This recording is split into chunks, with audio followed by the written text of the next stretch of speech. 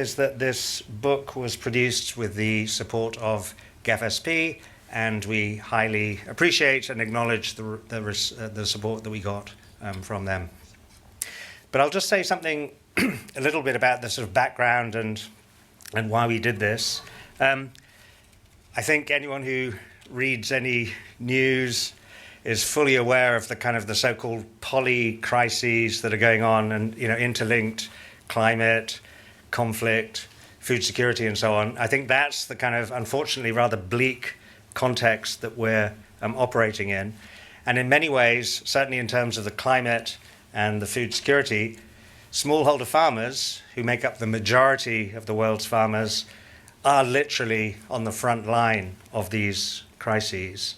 And I think in our markets of focus, particularly the emerging markets, smallholders make up the vast majority of the population, and they will be critical for any achievement of the global goals, especially in relation to food security, decent incomes, gender, climate resilience, and so on. So I think there's obviously backwards and forwards on how much smallholders produce as a proportion of world food, but I think it's in our target markets, it's between 30 and 80%, depending on which territory you're in. So it's a key part of the food system.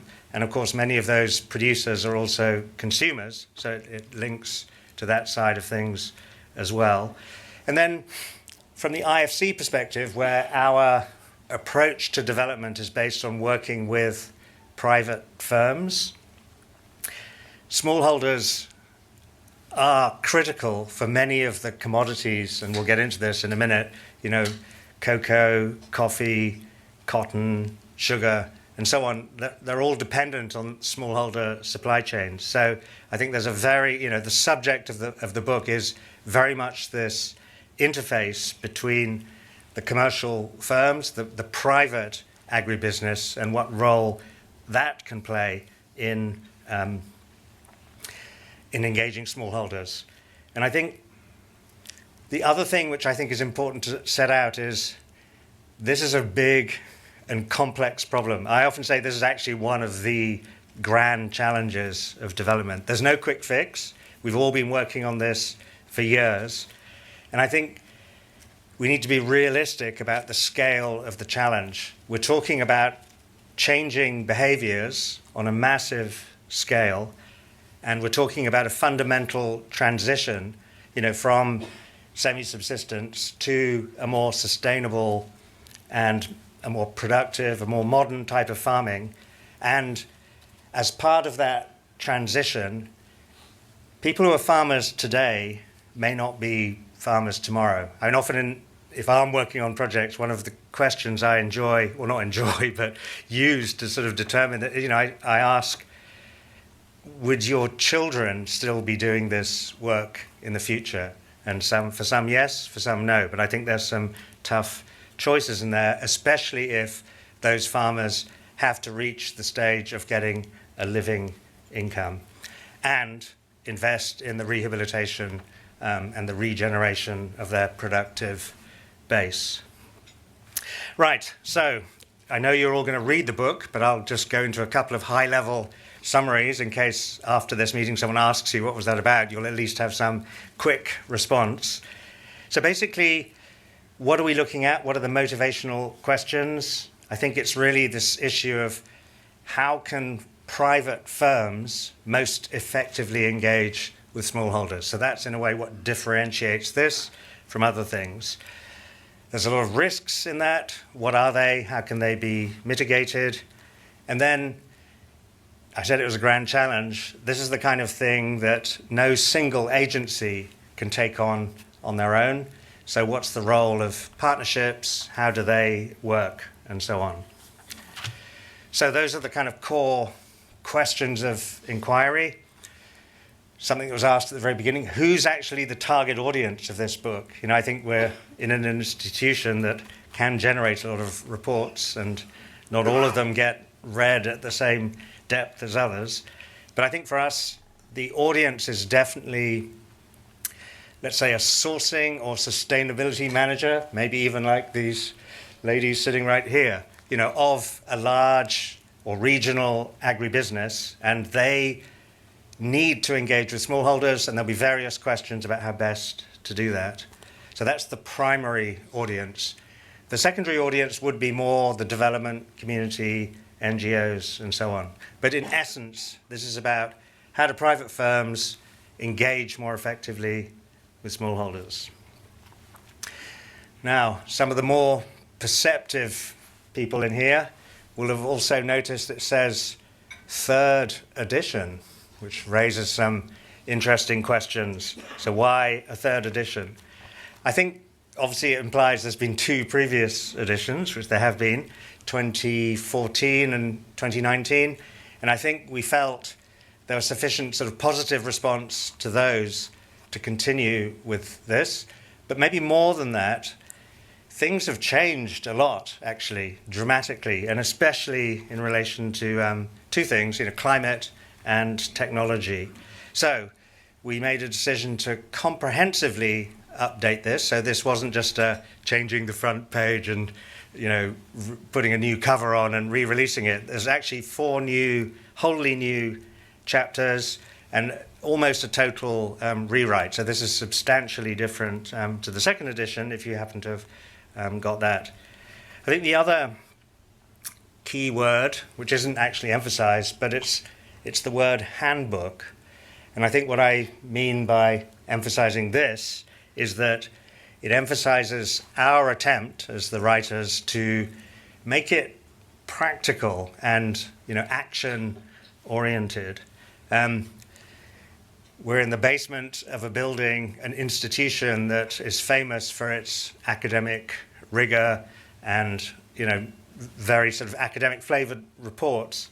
So this is not one of them, let me just say that. But having said that, this is going to be, it's a much more of a high how-to guide, but it isn't absent of academic rigor. I think if you look in the main book, there are still 8 pages of acronyms that have to be explained. So it does has that element as well. But anyway, the idea is that it's supposed to be practical, and we have various checklists and case studies and other things which kind of bring some of the theory to life. And then ultimately, what makes this different to the various other books on smallholder agriculture from academic institutions or FAO or others? I'd say it is, again, the private sector perspective, which makes it different. And I think other books, they're great. They look at, the problems in a more of a public sector kind of way. And, that's definitely part of the solution. This is a big, big issue. I think the other thing is that we have taken a very holistic approach. If you look at the table of contents, you'll see, we start with productivity, get into aggregation, there's ag tech, finance, training, risk management, results, nutrition, youth, women, partnership strategies. So it's not like we're just focusing on productivity. It's a very holistic approach. And then I think the other thing that's different is that each of those chapters has actually been written by a different group. So it was kind of quite a complex exercise to actually pull this off. So the other authors have been drawn from IFC or the World Bank or even outside parties. And then that's, in a sense, a trade-off because it doesn't read like a single author has written the thing, but each of the authors has been an expert in their own field. Right. Any quick questions at this stage? Otherwise, we're going to move to the more interesting part, which I think will be the discussion with our panelists. So, see if this is working, and you've got a mic that you can share. Right. So to my left, we have Michelle Scheinman, who's the Senior Manager of Global Public Affairs at Mars. To her left, we have Julia Duncan, who's the Global Director of Development Finance at Bayer. And on my far left, we have Dieter Fischer, who's the Regional Lead for Agri Advisory Services at IFC. Right, I'm not going to ask you detailed questions about what's on page 45 or anything like that. It's going to be at the kind of more theme kind of level, because I guess, as I said at the beginning, in many ways, you are the target audience for this book, and I guess some of these themes will be part of your sort of day-to-day work. So maybe, Julia, if you don't mind, I'm going to start with you. And, yeah, check the mic's working. Hello. So, Bayer, I mean, I'm sure the company doesn't need any introduction, but what's interesting, or one of the many things that's interesting about your company, is that you're one of the few that has an actual numerical target for smallholder reach. And if I'm correct, that's 100 million smallholders. So maybe to kick us off, you can explain why did Bayer choose that target, because it's aimed at smallholders directly, and how do you know if you'll achieve that? Sure. So thank you, first of all, for having me, and congratulations on the launch of this new book. It is excellent. As I was going through it, I had a number of moments when I thought, oh, this is a great point. There's something here that we can be doing better. So I really have already found value in it. So thank you for the time and effort to those who put it together. So yes, we do have a really significant numerical target when it comes to smallholders, but I want to put that in the context of our sustainability targets more generally. So Bayer has obviously a crop science business, but also a pharmaceutical business and a consumer health business. So we wanted our sustainability targets to align with our business and what we were capable of. And that was for two reasons. First, we believe that if we do align these targets with our business, we're much more apt to meet them. And second, we want to move our business to be more sustainable. So we see that link very directly. So taking a step back, we are aiming to reach 100 million women with access to modern contraceptives by 2030. 100 million people with access to self-care, that's primarily prenatal vitamins and some of the other products in our portfolio, and then also 100 million smallholders with access to seeds and inputs and agronomic advice. I think when we started the journey towards our sustainability goals about 5 or 6 years ago, putting these types of numerical targets, as Alan mentioned, to these goals was unique, and I think it still is today. In terms of how we are measuring this, I think that's really important. We're looking at farmers reached, we're looking at the increase in productivity, and we're also looking at the quality of life improvement for these farmers. So all of our targets across all three divisions are being audited by Deloitte. So we're very serious about making sure that we are reaching who we say we're reaching and meeting those metrics and those targets. And we're publishing an annual assessment of how we're doing. And that assessment is pretty frank, where there are shortfalls, where we could be doing better, but also where we have achieved what we desired. So I will leave it on one note to also say that these sustainability targets are linked directly to our board's compensation. So we are putting our money where our mouth is, and if we don't meet these targets, the board feels that, and then it trickles on down. So I'll leave it at that. Sure. And when would the 100 million in your planning, when does that get reached? By 2030. By 2030. Yeah. So I think last year we reached 52 million farmers. Right. So we're well on our way, but 2030 is approaching quickly. No, sure. Okay, great. So actually, I should have said it at the beginning. I mean, Michelle and Julia haven't been randomly chosen. There is some logic behind it. So in fact, full disclosure, we actually do work with both companies in different ways. I'm not suggesting that should cloud their responses or anything like that, but Julia, just zeroing in on one of them, we worked together in India on this better life farming. And actually now you talked about all the other bits, the pharmaceutical and all that. It makes me rethink. So the name of the program is Better Life Farming.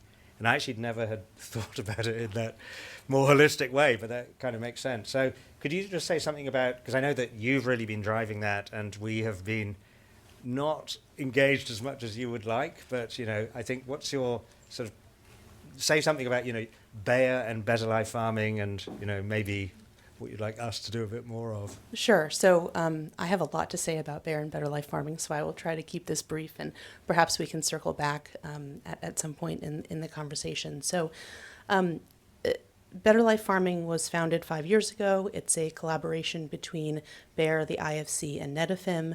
And there are also about 30 local public and NGO partners across the regions where we are working to reach smallholders. It's a holistic last mile delivery approach where we support an agri-entrepreneur who has a physical location, and each of these agri-entrepreneurs is serving approximately 500 farmers, depending on the geographic location. It is a hub for the purchase of agri-inputs. It's a hub for aggregation for offtake. It's a hub for education, for financial planning, for agri-entrepreneurship, for anything that a farmer might need. And we're really proud of this model. It works quite well. We have about 5,000 of them worldwide at the moment, and hoping to expand. IFC has been a real invaluable partner, especially with the agronomic advisory services, with the financial advisory services, and then being a partner in helping to connect these agri-entrepreneurs and then subsequently the smallholder farmers to access to finance, which I think is always a huge challenge. We can talk a little bit more about that later. But it is a model that has similarities to what other folks have done globally, but this, from my perspective, takes the best parts of all of those different models and puts it together to ensure that these farmers are getting the best of the best, which is what they deserve. No, great, thank you. Good summary. Okay, so let's move over to you, Michelle. So Mars is another company that has a substantial interaction with smallholders. I mean, not all smallholders, large and small as well. And then you also have a lot of these bold public commitments around sustainability, sustainable sourcing, and we've worked with you on cocoa and rice. So could you say something about the Mars approach to how to engage with smallholders? Happy to. So again, first of all, Alan, thank you very much for having me on this panel, and likewise, congratulations on the report, and thank you to Julia and Dieter for joining me on the panel. So maybe let me take a couple steps back, and everyone can hear me? Okay. In terms of, so back in 2017, Mars launched our Sustainable and Generation Plan. And Alan, I remarked what you said about, the next generation of farming. And there's a word we chose, there's a reason why we chose the word generation in our sustainability strategy. One, because we want to make sure future generations want to continue in the business. And two, because we know it can take generations to drive that transformational and sector-wide change. I think if I were to compare Mars to Bayer, we're in very different positions in the supply chain, right? So one of the things that we think a lot about as Mars is how can we leverage our position in the supply chain as an off-taker, in many commodities as a large off-taker, to drive change, and how can we use that purchasing power to drive that transformational change on the ground? So the Sustainable and Generation Plan, yes, we have some very ambitious targets around environmental, water use, land use change, greenhouse gas reductions, and then on the social side as well. But I think when it comes to smallholders, many of the sustainable sourcing targets related to smallholders ladder up to those large targets. And one other thing I might just call out in terms of our approach is at Mars we talk a lot. The business has been run for over 100 years on what we call the 5 principles. One of those 5 principles is around mutuality, and it dates back actually to a letter that Forrest Mars Sr., one of our founding family members, had written that said the purpose of the business is actually to create mutual benefits for the company and its stakeholders throughout our operations, right? So that concept of making sure that as a business, what we're doing not only is yes, positive impact for the business, but positive impact for our suppliers, for the farmers in our supply chain, for our customers, for our consumers.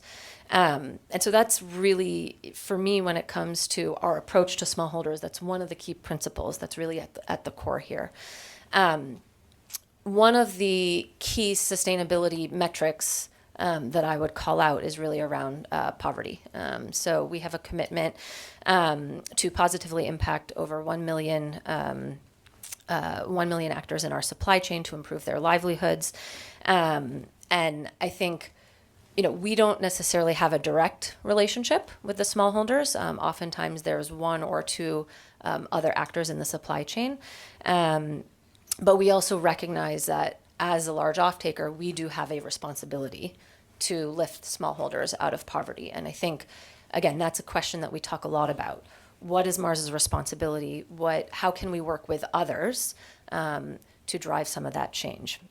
And in light of that, one of the things that we launched in 2017 was the Farmer Income Lab, which we helped set up as a think and do tank together with industry peers AB InBev and Danone. And this lab is really almost an applied research entity where we really wanted to drive applicable research insights for multinationals, and then taking a look at how can we take those insights and embed those into our smallholder sustainable sourcing programs. And in particular, what are some of those insights and what unique angle do we as a large multinational have? So one of those key insights is around procurement. And what does it mean to shift our purchasing from spot buying to developing long-term relationships with our suppliers? Are there opportunities to build in price floors with our suppliers? How does that then translate to impact for the smallholders on the ground? So that's just one example. Yeah, sure. So actually a similar question to Julia.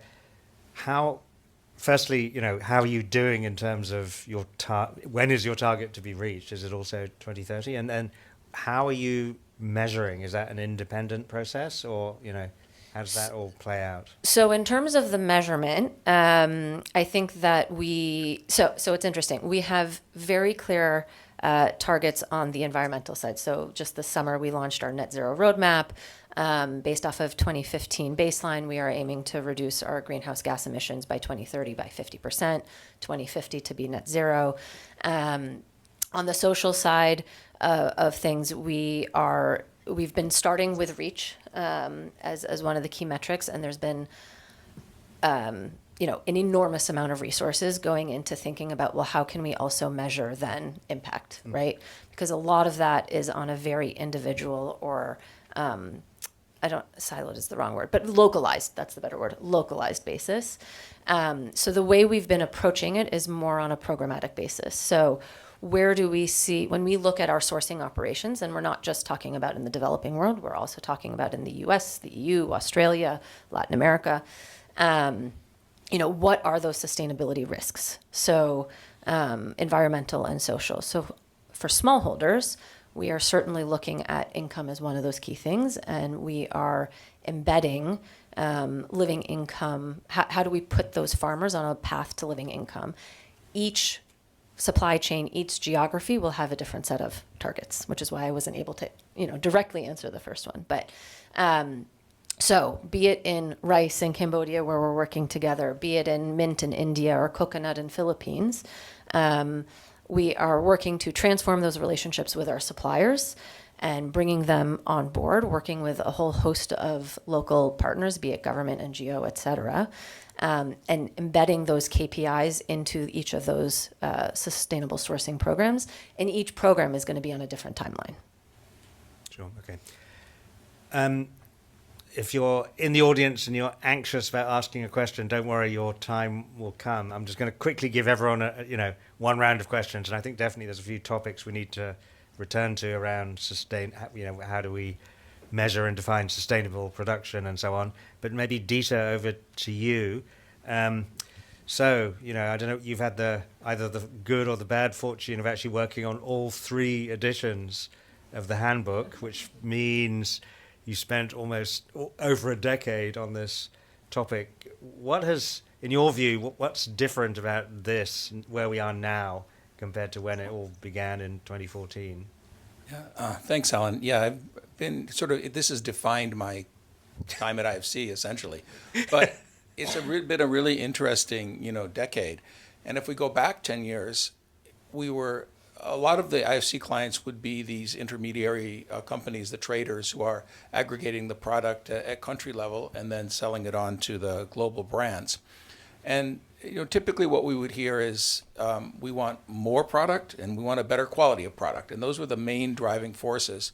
And those companies, I think the names typically like Olam or Ecom or the large trading houses, were typically buying through intermediaries. So they had a number of other layers below them that were in between themselves and the farmers.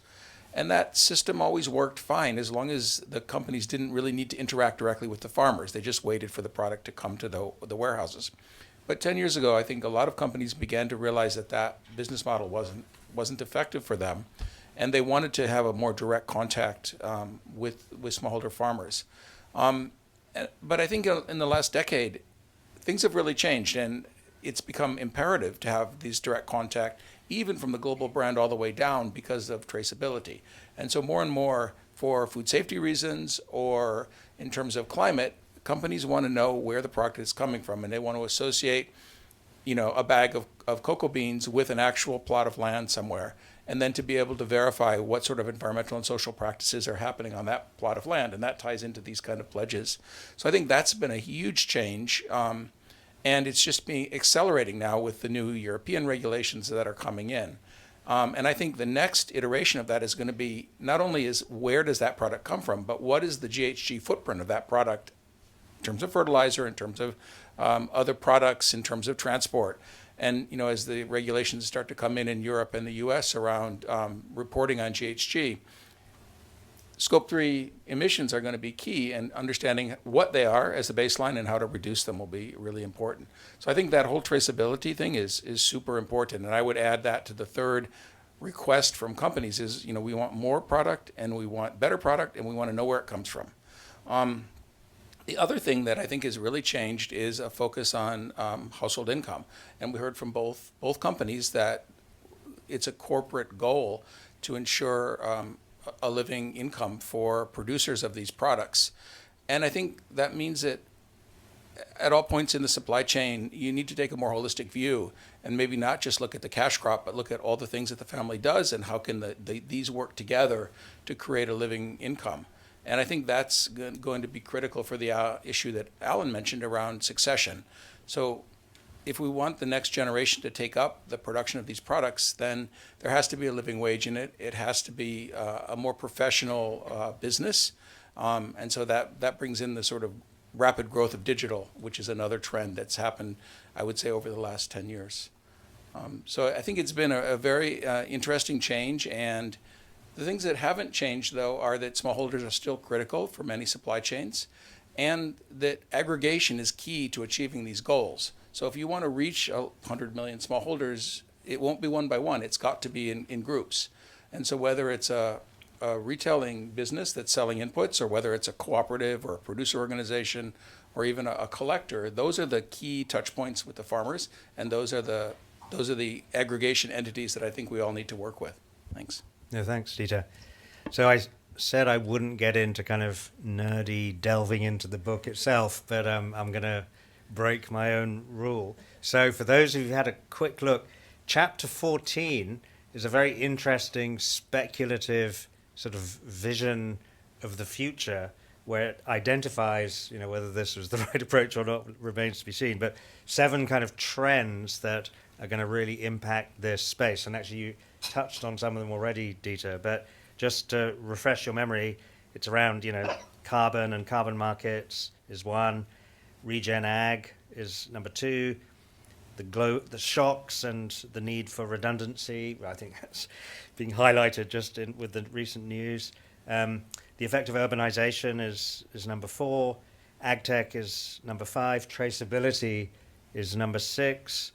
And protein markets is changing preferences and technologies in protein markets is number 7. So what do you make of those? I mean, are they the correct? Is this roughly in the right direction? Are there some which somehow are much more relevant than others? What's your take on these 7 trends? So this was our attempt at sort of future-proofing the book a little bit, so that someone couldn't say in 3 years, "Why didn't you have a chapter on that in there?" And so we had a lot of debate, amongst the various authors of the chapters, what would be the trends and how to bucket them. And so I think several of the ones that you mentioned are happening as we speak. So I would highlight traceability there. That's on, and every farm, I think under 4 hectares will have to have even the smallest ones will have to have a GPS point, and the ones over 4 hectares will have to have a shapefile within a year. So that's, for all the major commodities that go into Europe, that's a huge task. And I think the whole industry is just now grappling with how are we going to collect those shapefiles and who's going to manage all that data. So that one is underway, I think we can safely say. Regenerative agriculture is a huge buzzword these days. As IFC, we're trying to really figure out, what do we mean when we say it? How does it relate to our clients? Because there's so many definitions out there. But essentially, it's a rebranding of climate smart agriculture that we've all known about for a long time. But importantly, it brings in soil health. And I think going forward, soil health is going to be critical as a way to create resilience against climate change. And potentially, it could be an income stream for farmers in terms of soil carbon. And so that's an area we're looking at actively. And I think it's working already in large farms, but the real challenge is how to scale it down to smallholder plots and how to keep the costs reasonable. And then the last one would be the carbon credits, which it's sort of a dream of everybody. Like, how could that be an incentive to change behavior of smallholder farmers? Could it be an extra income stream? And I honestly have not seen it yet, but I think it's coming. And then we have a couple of trends that I think are further off, like cell-based agriculture, producing cocoa through fermentation, that kind of stuff. But those things are happening, and there's venture capital money going into them. So in the next 5 to 10 years, I think we're going to see some of these more distant trends potentially influencing smallholders. No, great, thank you. Okay, those in the audience, is there anything that you have heard or even read in the book that you would want to ask a question of? It could be to anyone or to a specific panel member. And if you could please introduce yourself when you speak, the man in the blue shirt at the back. Yes. Hi. Hi. Yeah, John Garrison. I'm a consultant here with the Rural Bank. I was just wondering if in the area of livestock, is this same trend happening where the global producers want to have contact with small scale, livestock producer, cattle for, food or for milk products? Yeah, thank you. I'm going to ping that straight to Dieter, who I know is in the heart of this. I mean, there's certainly, global brands that are procuring milk. So you have, for example, Nestle or Frontera or some of the other huge global dairies. And I think that same trend applies, that they're interested as well in understanding what the producers are doing. In the beef industry, for sure, I would say it's less involving smallholders and, larger farms, but for sure in Brazil, the big beef companies are trying to create traceable supply chains. I think in beef it's quite challenging because of the custody of the animals over their life, but I think in dairy it's key. And we also see a trend of dairies wanting to have green dairy products. And so understanding the GHG footprint of the dairy and looking at reduction both in terms of the waste management, the pasture improvement, the feeding of the animals. So there's a number of different levers to reduce GHG. So I would say yes, the same trends apply.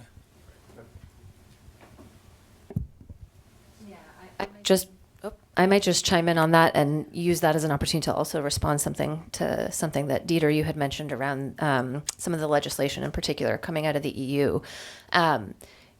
Whether many companies, Mars included, want to be on the front foot of all of these sustainability issues. So I think to your point, whether it's small or large scale, and Mars as a large pet food producer, beef is one of our key ingredients. We take a lot of the byproducts, but dairy certainly also is a key ingredient for us in our confectionery products. So both dairy and other livestock is of key importance to us. But I think legislation plays a really important role here, right? So no matter how large even Mars is, to really drive that change on the ground, mandatory legislation and regulation is going to be key to that sector-wide transformation. And Mars included, no matter how advanced we are on sustainability, we're really grappling with now how are we going to be able to comply with the EU deforestation regulation, because that level of traceability is going to be, and it's great. It's pushing us, and it's pushing the whole industry in that perspective. And I think to tie that, Alan, to your question around how are we approaching this, we certainly have our on the ground field level sustainability programs, and we need to build in more of our capability building for the smallholder farmers on how can they change their practices to be able to be in compliance with the EUDR and all other sorts of due diligence legislation. But we're also leveraging our voice and our public affairs teams and our lobbying teams to engage with, the EU Parliament, US, UK governments. We've been quite vocal in supportive of these pieces of legislation that are really going to be able to drive sectoral change. So, and in parallel, working with the governments in origin countries, how do we help governments build national traceability systems? How do we help them make sure that there's the appropriate funding coming to the smallholders, both from origin governments and perhaps from the EU as well, to support some of that capability building? Good afternoon. My name is Robert Nicholas with the AMI-SEDA. We're a small NGO based here in Washington, working in parts of the Caribbean and Africa. This is perhaps directed at the representative from Bayer. Could you talk a little bit about how a small farmer has benefited from your program, the route that it has taken, that he or she or that group has taken, and how they've benefited? Thank you.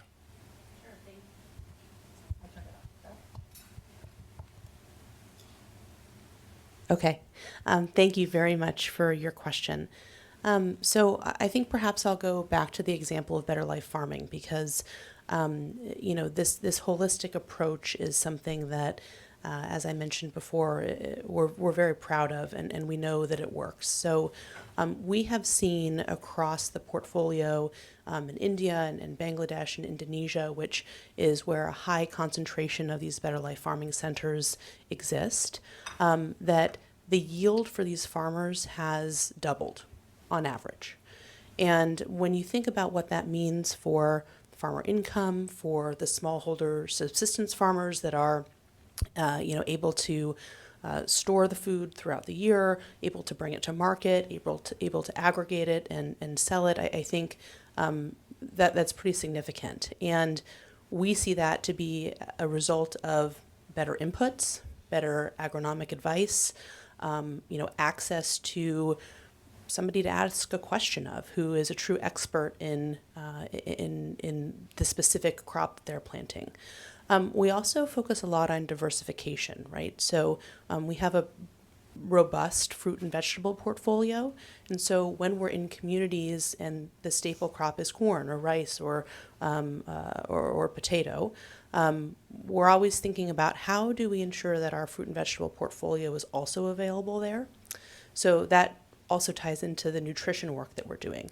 So as Alan referenced, Better Life Farming, we're thinking, while it is primarily an agriculture program, we're also thinking about how to bring other services to these communities. So how in Honduras or in Guatemala, where we have a robust healthcare and pharmaceutical business, do we ensure that doctors visit these rural communities that are working in farming?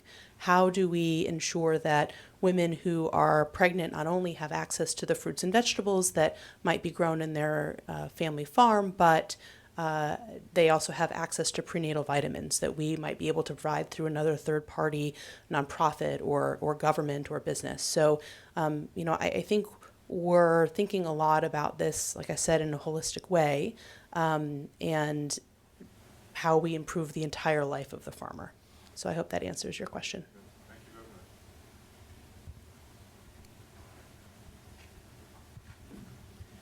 My name is Nagga.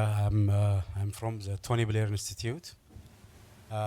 One of the questions I would like to bring to the table is in terms of agricultural insurance. I think most small-scale farmers, as we know, they do have a problem in terms of climate change effect, droughts, a lot of risks.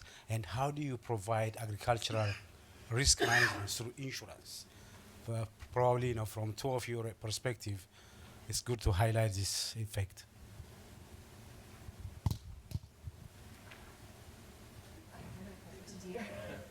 I'll take a try at this, although within IFC there's another group called the Financial Institutions Group that works on insurance. I think we've looked at it in a few contexts, and one of the issues is that with climate change, the type of events and the frequency of the events are getting worse. And when we looked at a particular case, it was in Jamaica actually, with coffee farmers, what we found was that the cost of insurance against a hurricane every 10 years was more than the farmers could bear. And so we had a private company that was interested in providing insurance, but what they found was replanting a coffee farm is quite expensive. And so we were looking at what was called parametric risk insurance. So it's insurance that's triggered by the wind speed or the amount of rain or some other sort of scientific variable, rather than individually visiting each farm. So the idea was to reduce the cost, but even with that type of insurance, it was still quite expensive.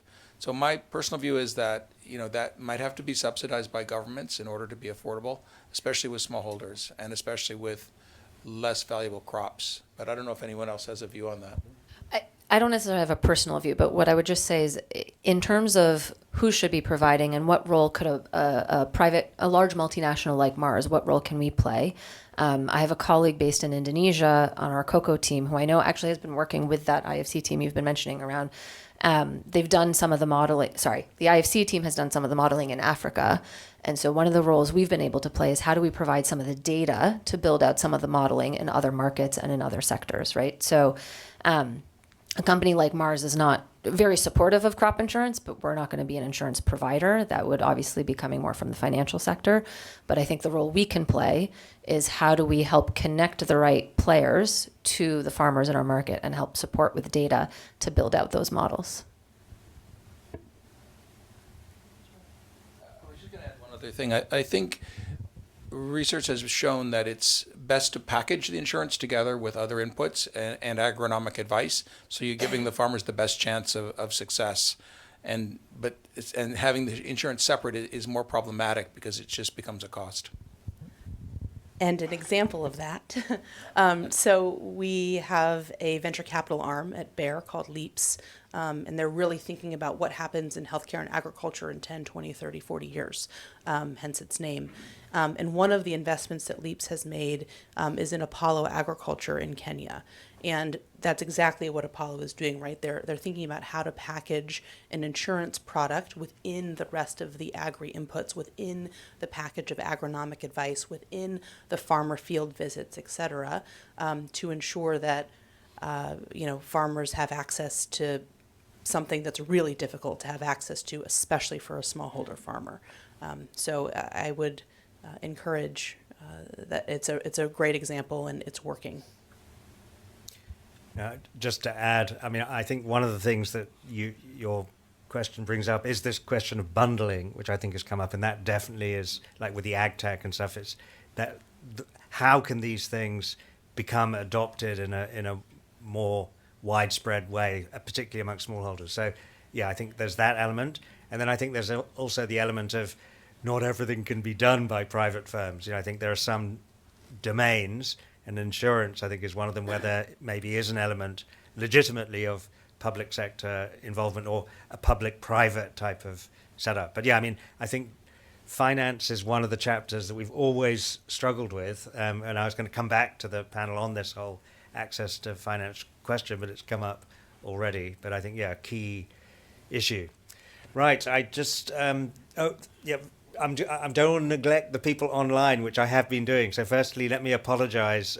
As a moderator, I think it says in the guide to moderation, effective moderation, please ask the people online first, which I totally failed to do. So I apologize for that. And I'm now asking, is there anyone online who's had a question? Yemi? Yes. So one question is for our representative from Mars. It's to share any insights on the work with rice farmers in South Asia, if possible in Pakistan.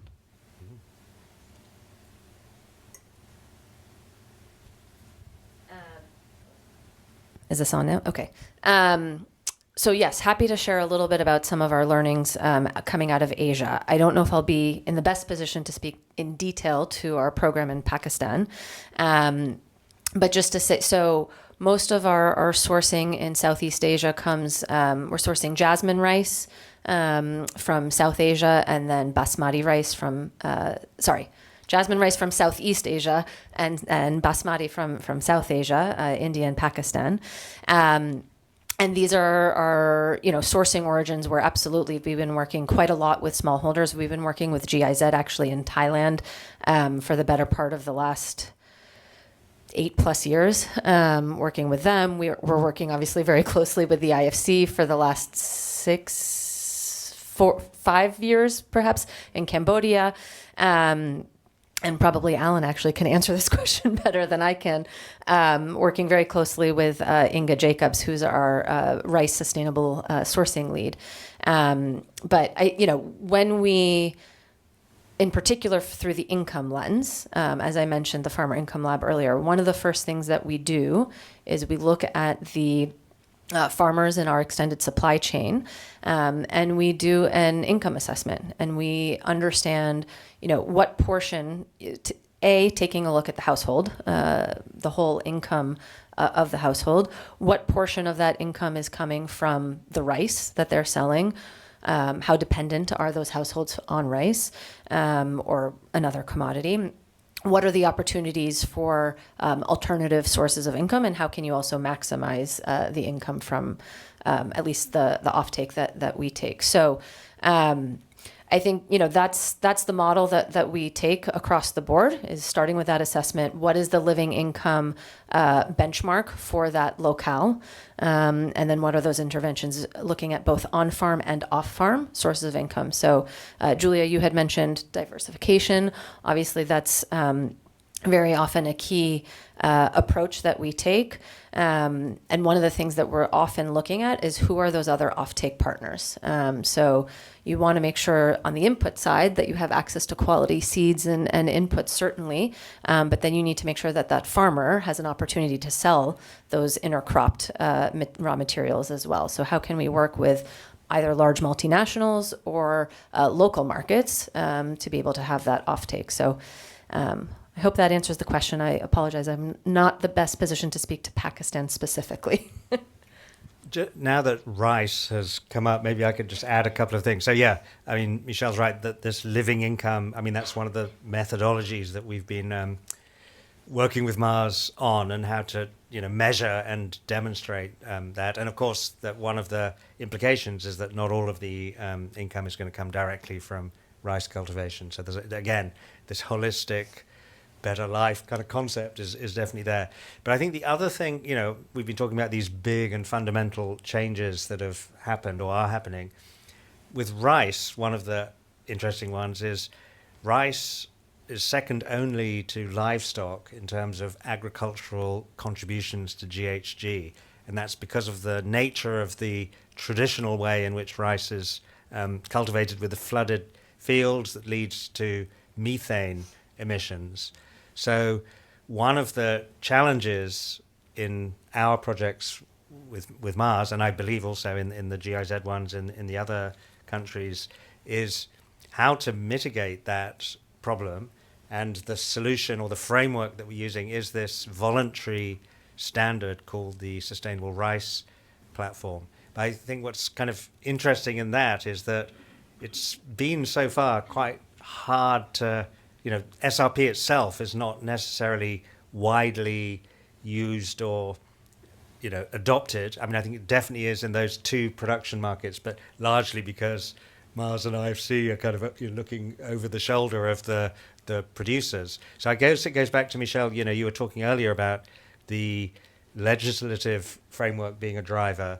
And I think this potentially is another area where, the voluntary standard on its own may not be enough. And, in the case of Pakistan, there's the exporting of basmati rice, and from Cambodia, there's exporting of the fragrant jasmine, I think it's called actually. And the challenge is that the proportion of rice that's exported is only a tiny fraction of what's actually produced and consumed. So the challenge is, if you want sustainability to become more mainstream, we need a couple of extra levers in there. And I think it's definitely, one of the challenges that's emerging as we speak, and certainly no immediate solution right now. Yemi, is there any more? Yes, we have two more questions. Wow. One is for Bayer, and the second one I think applies to all. So, does Bayer set guidelines and standards that could be goals for producer organizations? The particular example mentioned here is for medicinal plants that could be ingredients to health products. Examples from South Africa like moringa. The second one applies maybe to all of you. So it's better data and more data appear to be an obvious positive trend. But in many chains, the margins are very thin. And how can we avoid the cost of this falling onto the farmer? So in terms of setting goals for producer organizations, I don't believe that is something that we do, but I am not 100% sure. So I apologize that I am not in the best position to answer that question.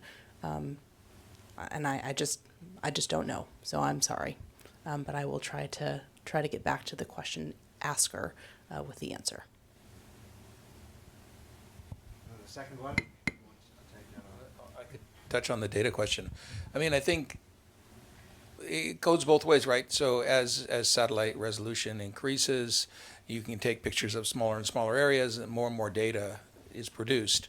But the cost of that data is going down. So I think that's the answer, is remote sensing and artificial intelligence to process all that information into something that's actually usable. And we're working in Colombia right now on an app that will be able to detect deforestation with smallholder farmers. And so the goal there is that the company will have a filter that they can apply across their supply chain and understand where deforestation is occurring.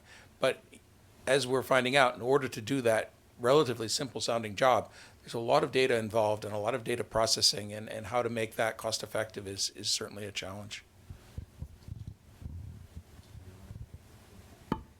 Yeah, just to add, I mean, I think certainly like Dieter has said, technology has to be one of the potential solutions there. But I think the big question is, to what extent are those sort of apps or applications, are they scale neutral in the sense that can they be used for a smallholder farm in the same way that they can with a much larger farm? And I don't think there's any clear answer to that. But I definitely feel the ability to get low-cost information from remote sensing and other examples that Dieter used has to be the way forward if we're going to achieve sustainability on a large scale. Because I think the challenge is definitely moving from these little pockets of good practice to something that's really much more mainstream. Right, I believe there was one. Are there any more, Yemi, online? We have a live question in the room, and if you could please introduce yourself. Hi, my name is Hannibal. I work for Power for All. So Power for All is a non-profit organization that advocates for distributed renewable energy, so that is solar home systems, mini-grids, as a way to achieve energy access in sub-Saharan Africa and South Asia. So my question is going to be about agriculture tech. It was one of the terms that was mentioned in the book as as a trend that is kind of growing. So I want to know if you see a trend of more renewable energy powered agriculture tech becoming a mainstream in Africa or India. So that would be like let's say solar power water pump or solar power cold storage, or using EV trucks to transport food? Is it becoming a thing, or is it going to become a mainstream in the next few years? And plus, for the representatives of Bayer and Mars, are you doing any kind of support or initiatives on kind of renewable powered agtech in your programs? Thank you. I'll just take a first stab at it. Certainly, yes, we definitely see a growing interest in renewable energy solutions for smallholder farmers. I think, once again, the issue is cost, right? How to scale these things to make them reasonable for smallholder farmers and the crops that they're producing. But certainly in countries where fuel is expensive, you see lots of solar pumps. And we also are seeing a lot of initiatives to use agricultural waste. So, creating biochar and energy at a small scale level. There's several companies that are trying to do that.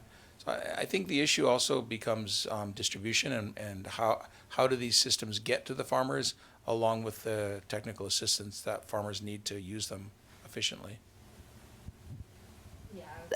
I was just going to say something very similar it's certainly something that we look at in our programs. For example, one of the things we've been looking at is solar drying in cocoa, for example. But Dieter, exactly what you said, it's the cost. And so one of the things that we look at when we look at all the various interventions for a sustainable sourcing program to improve from an environmental and social perspective is, what is that ROI? Where do we feel we can have the biggest bang for our buck? And where can we have the greatest return on that investment? So it is something we're looking at. I think one of the things where perhaps I go back to using our voice, one of the things that where we feel we can have a bigger impact is in particular around the narrative around regenerative agriculture. Dieter, you mentioned this is a hot trend. One of the things it lacks is taking that whole farm approach from a carbon perspective. And so there are beyond, no-till, low-till, beyond cover crops and all of those things, there are certainly other ways to reduce the carbon footprint on farm beyond straight regenerative practices. So that's the other thing we've been trying to elevate an awareness around. Thanks for your question. I have 2 points that I think can help illustrate my answer. The first is that we are seeing the type of technology that you referenced be very prevalent in the U.S. and Brazil and in more developed markets that have large agribusiness. And I think that there is a concerted effort underway to understand what technology is working best and how it might translate better for smallholder farmers and in the markets where they work. One example that I have been thinking about frequently is that we are the largest corn seed producer in Ukraine. Therefore, we have a factory in Ukraine producing corn seed. And while Ukrainian farmers are not smallholders by any stretch of the imagination, the energy to run the corn seed factory comes from the biomass of the corn cobs. So how do we think about a new factory that we might build in another country, using that technology and taking that with us, taking those learnings with us. So I think there is a role here for big multinationals who have this special role to translate that technology and to be the vehicle. The second thing that I wanted to mention is that we have a really interesting pilot that's running right now in Ghana called Food Wings. And the premise of the pilot is focusing on building a franchisee model where smallholder farmers can become drone operators to service people in their immediate area with drone services for crop protection, fertilizer, et cetera. And again, thinking about this in a holistic way, how do we make this service part of an input package, make this service part of an offtake package, et cetera. But when we're talking about drones in rural Ghana, we're talking about also how does one charge those drones? Solar panels. And what are the other opportunities that family might have to use that solar panel to do something other than charge a drone? Could they have a small drying business? Could they I don't know, the options are endless. And so that's one of the other things too that I would encourage people to think about, things that are unanticipated, solutions that are unanticipated with the new technologies that are being introduced in these smallholder communities. Maybe just one other quick comment on this. I think the trend of increasing efficiency of solar panels is going to drive more adoption of these technologies. So I think there's, and another thing that will drive it too is that as companies have to report on scope 3 emissions in their supply chain, they're going to be interested in looking for technologies that would reduce those emissions. So if you look at the coffee sector, coffee processing, for example, that's one of the levers that the big coffee companies will be able to use to reduce their scope 3. So I think there are going to be trends that will push this. But the challenge, again, is affordability and access to finance, right? So these won't be things that can be paid back in 6 months. So you need that long-term finance. Sure, thanks. When you asked your question, my immediate reaction was, oh my God, is there a trend we've somehow missed or ignored? And I think what it highlighted for me, yes, so I think to some extent, yes. But I think it also is an interesting proposition because it goes back to this issue of looking at the issue holistically and not just only focusing on the farm and ag production. So we actually have this phrase in IC about farm to fork, so actually the implication of that is you should look at the value chain in its entirety, which then includes the the logistics and the processing and so on, where, yeah, as you say, I mean, certainly there's going to be gains for reducing the carbon emissions, looking at the whole supply chain, not just, what's happening at the farm. But then we have to also be careful of kind of techno-optimism or whatever, that technology isn't always the ultimate solution in every case. And Julia, you mentioned unintended consequences. So one of the ones I was told about in South Asia is, they're approaching a kind of water crisis because there's too much pumping and the water table is going down. It's being used at a faster rate that's being replenished. And one of the things that's going to make that problem worse is lots of solar pumping, because the costs or the cost of pumping becomes kind of much less. So anyway, I'm not at all questioning the use of solar pumps, but just to say the unintended consequences, like Julia mentioned, can go both ways, so there can be negative aspects as well. Thank you. This is Baliyu from IFC. I wanted maybe a bit of your opinion in terms of the importance of partnership. There's a chapter on that one. I used to work for the CGIAR, that I'm sure most of you are familiar with, and we work with National Agricultural Research System. So there's a lot of research and a lot of output in terms of what kind of innovations and models may be more effective in a certain context. But the challenge historically has been, how do you then scale up, different innovations that are tested at a lower scales. So I'm thinking, okay, what kind of partnership in your own organization do you envision or do you already have that would make it easier and cost effective to try different types of innovations, models within different contexts, including, for example, bundling. Alan, you mentioned it. There's a lot, about the importance of bundling, but it's not always clear, what needs to be bundled with what and where. So just if you could maybe say a few things about the collaboration partnership with research organizations. Thank you.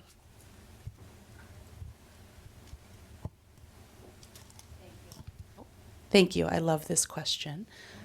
So as one of the leading R&D companies in the world, our R&D budget annually is over $6 billion, which is multiple times the CGIAR budget, right? So we have the capacity and the desire to work with partners like CGIAR, any opportunity that we're able. I think those partnerships are truly invaluable. We have an entire team dedicated to smallholder breeding partnerships, and they are A, super busy, but B, work tremendously hard to ensure that if there is an opportunity to collaborate, and it makes sense for everybody that we're able to participate. One of the examples that I think is really interesting is something that's being led by the Office of Global Food Security right now at the State Department called VAX, focused on smallholder crops in Africa, and also soils and soil health. While the partnership and structure of the organization is well on its way, I think we are excited to consider what it might look like to be a partner in something like that, where companies are coming together, governments are coming together, research institutions are coming together, the UN is coming together to think about the next phase of smallholder crops in Africa and what the breeding potential looks like, especially for crops that have never been bred before or have never been adapted for climate change. So I just can't stress enough the value of partnerships. I think every time we have a conversation with IFC or the World Bank or GIZ or USAID or any of the partners that we work with globally, we get so much more from working with other institutions than we could ever get on our own. And I think that really is, again, highlighted in Better Life Farming. It's highlighted in what we're doing with numerous other organizations. It's highlighted in all the partnerships we have with the CGIAR institutes. And that's why we have a smallholder breeding partnership team, right? So. Yeah, no, thanks for the question, because I think research partnerships in general, but research partnerships are critical, obviously. It's interesting. Mars, I would not describe Mars necessarily as a research company, but we certainly have R&D embedded throughout our operations, all the way from what I would call more early stage research. We have something called the Mars Advanced Research Institute, which has a number of academic partnerships. So most of our MARI colleagues and associates are based out of in California, out of UC Davis. We have a fair amount of research going on there around crop science, other agronomy. One particular challenge the teams there are working on quite a lot is, for example, in cocoa, how do we address swollen shoot disease? And then all the way through to what I would say is perhaps more applied research, right? So we have an in-house team running demo plots around agroforestry. And in fact, we've been partnering, I see Jean in the audience, we've been partnering with IFAD and ICRAF to develop a specific cocoa agroforestry curriculum, and then looking at how can we then scale that into our cocoa supply chain. So yeah, just to say that I think those research partnerships are critical, absolutely. And I think, Julia, you said it best, that we get more out of that collectively than we could ever provide value on our own. Maybe just one quick comment. We've found globally great opportunities to collaborate with the CG centers. I think what we find is that maybe at the global company level, people know how to access that expertise, but at the national company level, sometimes not so much. And so they may be working, procuring a particular crop and not even be aware that there's a CG center with research and new varieties right in the same country or nearby. So I think in some cases we've helped to broker those relationships. We have a great example in Colombia where we're working with CIAD on soil carbon. We've been working with Embrapa in Brazil. So there are a lot of good examples. And I know there is an initiative between the CG centers and the World Bank Group to try to facilitate these arrangements. And one of the challenges that we face is knowing where these resources are within the CG centers. So for example, soil carbon, there are folks working on this in many different CG centers on many different crops, and trying to come up with a list of who they all are and where they are, it's a little bit challenging. So I think facilitating those relationships could be a great kind of a collaborative thing and it is going on now. Thanks.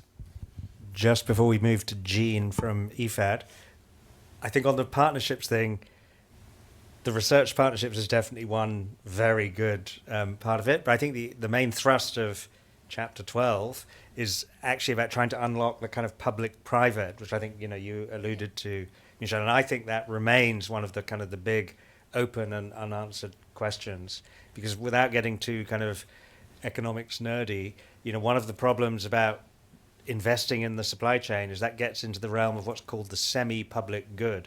So it's not necessarily clear who should be, investing in that area. What I would argue is that some of the more foresighted firms, which are represented here today, are those who are looking a bit longer term and realizing that they actually, in the kind of markets we're talking about, you need to invest in the supply chain in order to stimulate the production that's sustainable at the quality that you want. But it's theoretically not wholly a private good. So somehow we have to create mechanisms that facilitate that investment by private entities into what's called semi-public goods. So I think that's definitely, to me, one of the challenges. Right. We now have Gene from EFAD. Hi, Gene Moses from EFAD. Thanks. Congratulations to the team for the 3rd edition. It's nice being part of the first 2. And I'm building on, I guess, my cue since I've been called out, but public-private partnerships in particular, and we're in the World Bank, but also representing UN and EFAD.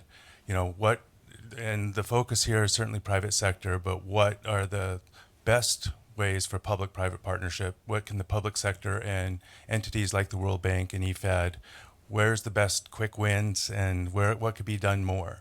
And we've heard a little bit about regulation, certainly, and insurance and some of these larger public goods and these semi-public goods. What would be some quick wins that you would suggest from the company side? Over.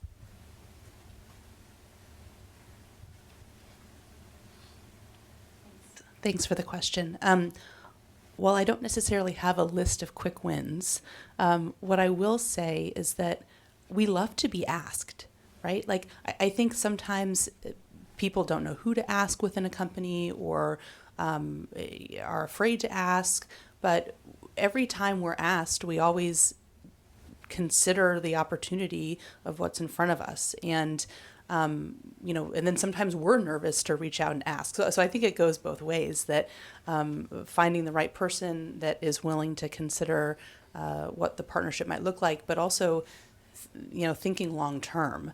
I think sometimes partnerships are put together for an announcement or a quick win, and that sometimes is a little bit frustrating to me personally, because what's the follow-up? What's the long-term plan to ensure that the commitments that are made are happening? Who's going to follow up in 1, 2, 10 years?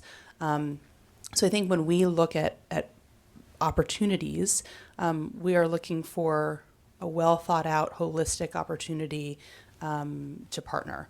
And when we go out and ask for partnerships, that we hope that's what we're coming with.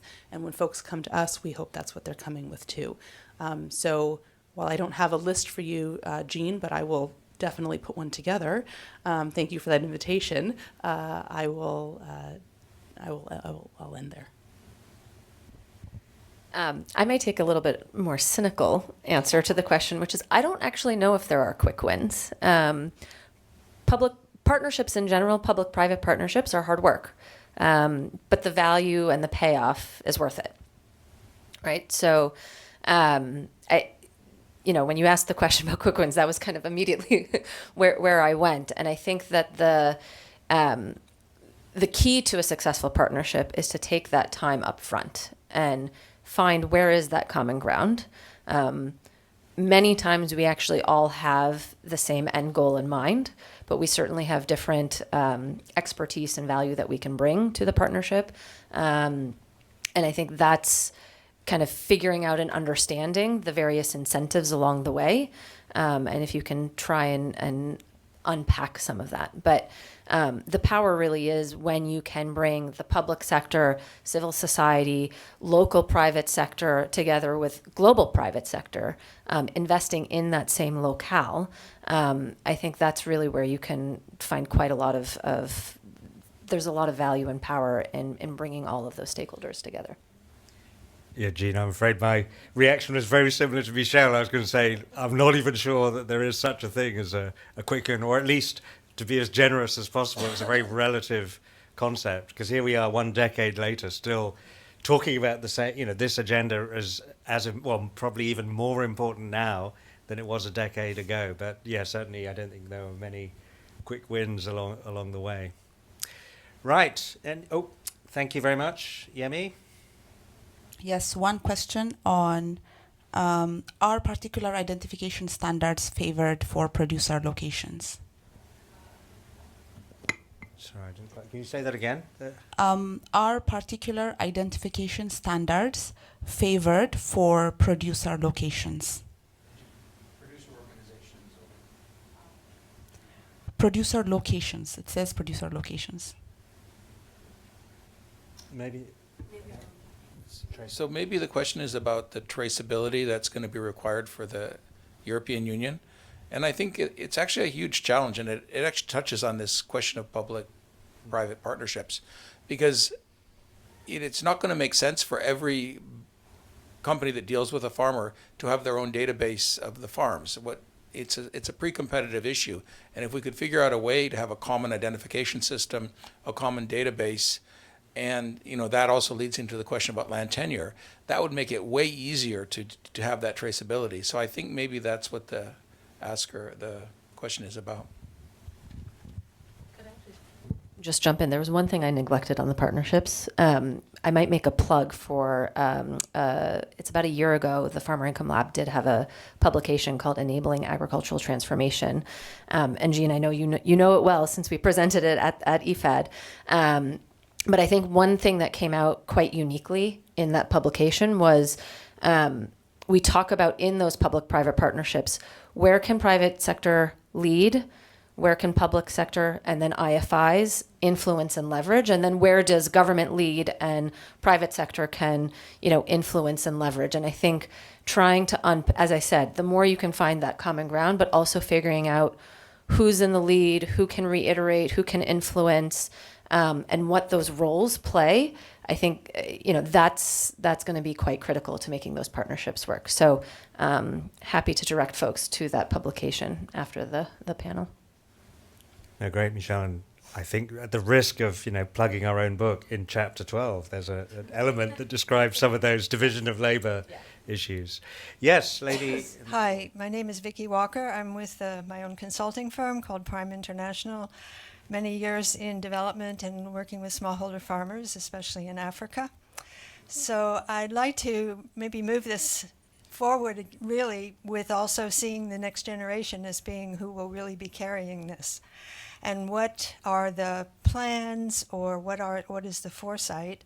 I've seen some very nice work from all of the companies on trying to work with the farmers and organizing, but what about the youth? They're very interested in making a profit in business. I'd like you to speak a little bit more on that for the future, and maybe to have in the next iteration a little more emphasis.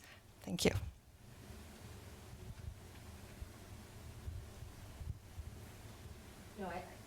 I think that's an excellent point, and I earlier alluded to the fact that the word generation is really important here, right? It's quite important that the next generation wants to continue to invest, and for a company like Mars, where we are dependent, from our business perspective, we are dependent on a long-term supply of these ingredients. We want to make sure that farmers want to continue farming these products. I think one of the things that we look at when we, in particular through an income lens, is how do we ensure, what are those opportunities? How can farmers see that this is a future livelihood? And often one of the things that we are integrating into our sourcing programs is entrepreneurship training. So and Alan, maybe you can speak to if we do this as well in Cambodia, so apologies if I don't know, but I know in Thailand in our rice programs with GIZ, one of the things that we've been doing is how do we identify what we call lead farmers, and training them on also service provision to other rice farmers in the surrounding areas. So I was in Thailand a few years ago and looking at the use of drones for actually the application of fertilizer and other, not fertilizer, sorry, pesticides. Crop protection, yeah. And how can they then provide that service to others? And so that's an additional source of income in addition to the rice that those lead farmers are selling. And it really gets that next generation of farmers excited about what's to come. Thanks for your question. I definitely don't want to come across as defensive, but this is a topic that actually struggled with in this publication. So at least one modest thing in our defense is in the second edition, there was no chapter on youth. I think we recognized the succession issue. There is a chapter on youth in this edition, so we're recognizing the problem. But as I say, we struggled with it. I think in essence, for me, it does boil down to the concept of better life, really, that if the youth don't see their economic future in agriculture, then, you know, they will find other opportunities. And I think some of the countervailing sort of measures that could be used, and again, it's very theoretical, but, you know, the use of ag tech and other things which will, you know, the attraction of modern sustainable farming as opposed to the, you know, the traditional techniques. Those are all, you know, a bit theoretical propositions, but I think it really does boil down to if people don't see farming as cool and attractive relative to the other kind of alternatives which are there, you know, then I think we are. I mean, I think we are facing a problem in general, but I think this is definitely a key topic, and I don't think there's certainly, sorry Gene, there aren't any quick wins for one thing, but you know, I think it's a problematic area for sure. Let me just say that. Okay, my name is Samuel Agnero. I'm working with Amy Seda as a program officer. I will jump on what you were saying about the youth. I will talk about a country that I know, Ivory Coast, where Mars is very important there. The children there, they cannot choose another activity to do. Their parents grew up doing cocoa. That's what they know how to do. So the thing is not to change the activity, but how we can help them and being sustainable in that activity. So I want to ask, if I'm a son of a farmer in Ivory Coast doing cocoa, how Mars, for example, can help with maybe some initiative where, because we know that in Africa, they produce the cocoa, but maybe only 30% of the cocoa is used to do the chocolate. And the rest, the shelter that's how they call the shelter. We can use that to do other products. You can use that for the cream. You can use that to do some gas and many other things. How Mars or maybe other companies can help and try to manufacture those products and create another activity which generates more money, will be able to help those families, paying the bills and send the kids to school. Thank you.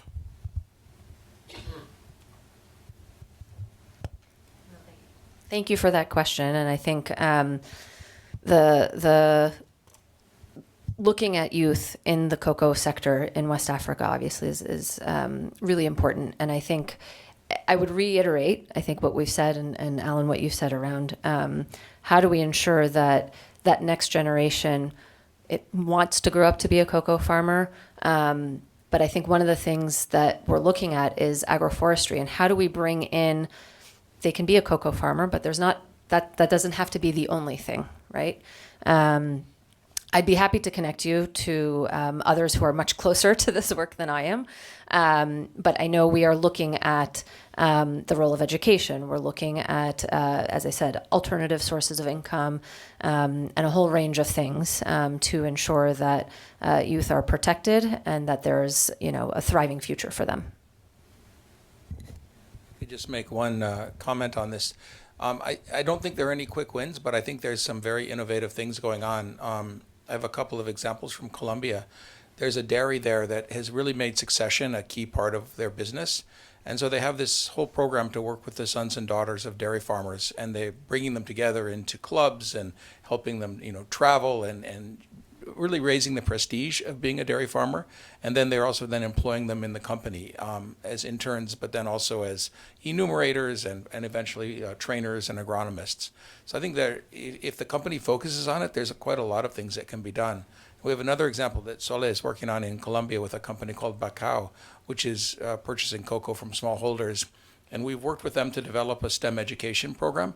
So it's a curriculum for schools with cocoa at the center. So it's about math, and it's about agronomy. And I think the idea there is also to sort of build the interest in the sector from a scientific point of view. It's not just work, but it also there's a quantitative scientific angle to it, and it's been quite successful. So I think there are ideas out there, and it's one of the things we would like to do in the next edition. I think is really collect some of these ideas, because there's a lot we could do. You heard it here first. He mentioned the next edition, so my God. Okay. Noted. We need a new generation for that, though. Yeah, exactly. Yemi, you seem to be waving that microphone in Yes. a threatening manner. No. Okay, so a question. What is the role of commodities traders in providing traceable and sustainable supply chains? Seeing that companies do not directly work with farmers, and currently such traders are not known for their transparent and ethical practices. This is one question. And on the previous question about producer location, yes, it relates to traceability. If you would reflect on that more, there are multiple data streams through value chains. Technology allows immediate access to data. There are benefits to having standard identities for locations. Example, GS1, GLN.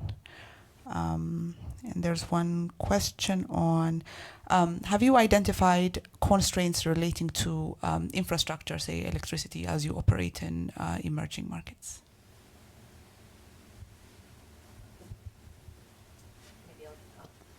Maybe I'll take that first one. So I mentioned earlier that one of the things that we've been looking at is how do we shift our purchasing to longer term relationships with our suppliers, and really taking a 10 plus year horizon and building in that long term contracting. So that's one step. I think the other thing that we're seeing in large part, there's a variety of pressures coming, but from a legislative perspective, the push for traceability is also putting pressure on more segregated supply chains and away from mass balance, right? So this is going to get at this issue of how do you work with various actors throughout the supply chain to know where your product is coming from. I think there's certainly value in driving for that, but I do think that one of the risks that we need to watch out for is how do we make sure that then smallholders continue to be included in global supply chains? Because for smallholders, and this is what I was saying earlier, for smallholders who aren't going to be able to comply, businesses are going to have to reconsider how and where they're sourcing from. So I think that's the delicate balance, is how do you push for that greater traceability, but still ensure from the smallholder perspective that they're in a position, as are all the actors along the supply chain, in a position to be able to provide that traceability, provide that data, so that the customers at the end of the supply chain still want to continue to buy from that origin and those farmers. Maybe I'll take another try at the location question. So I think this is an example of a public-private partnership where it would be really important to have common standards and to have accessible databases where this information would reside. So for example, if you look at a country like Brazil, you can go online and you can get environmental licenses, you can get cadastre information about farm plots, and then you can screen that information against a range of different environmental, social indicators. So all of the big companies are doing this now. But the data is available, and that's what the government has done by making that, requiring it first as a regulation that farms have to report, and then putting it in a way that can be easily accessed. So that system still has its issues, but it's way better than some countries where there isn't good land tenure, there's no information available online.